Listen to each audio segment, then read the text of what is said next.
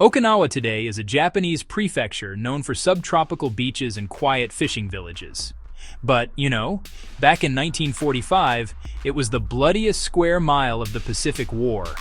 It almost looks, well, like a resort advertisement now. The Americans called it Operation Iceberg. The name suggested something cold and slow.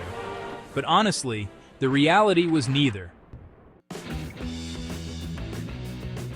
That decision turned Okinawa into a 3-month underground war. The Americans did not capture ground, they excavated it.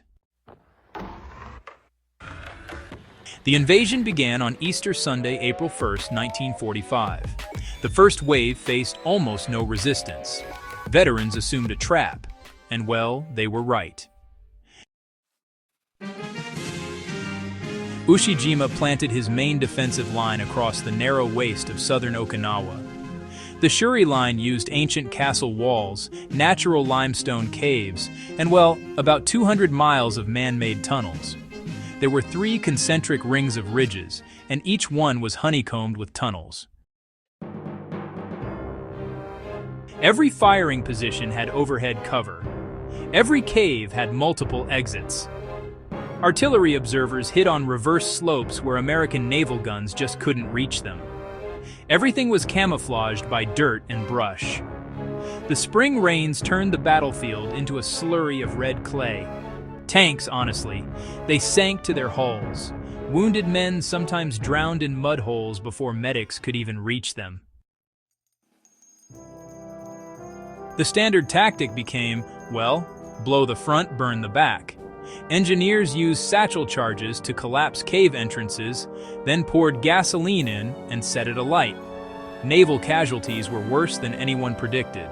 Kamikazes sank 36 ships and damaged 368 more. The fleet lost more sailors off Okinawa than the Japanese lost at Pearl Harbor. The Japanese military had told Okinawan civilians that Americans would rape, murder, and eat them. Tens of thousands chose suicide over surrender. The war correspondent Ernie Pyle was killed by a Japanese machine gunner on Iwo Jima, just off Okinawa's coast. His death symbolized the war's grinding personal cost.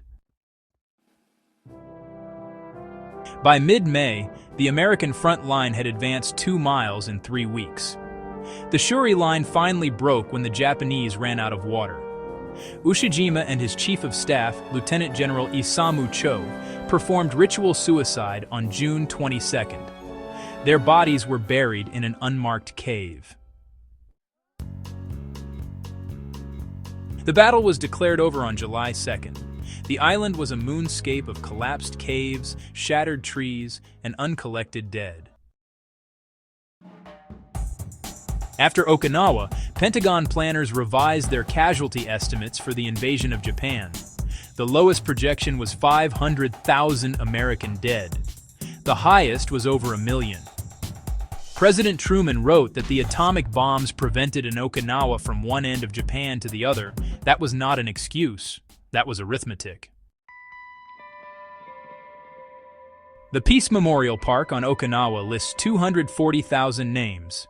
American, Japanese, Okinawan, Korean, Taiwanese. Most are civilians. Okinawa remains the most militarized island in the Pacific. 3/4 of U.S. bases in Japan are located there. The locals still ask why. The lesson of Operation Iceberg is not about tactics or strategy. It's about what happens when an enemy refuses to surrender and a democracy refuses to stop. War is not a chess match. War is a cave with a family inside. Okinawa taught the world that lesson. The world has been trying to unlearn it ever since. Subscribe to War Machiner and share this if you value history that goes deeper.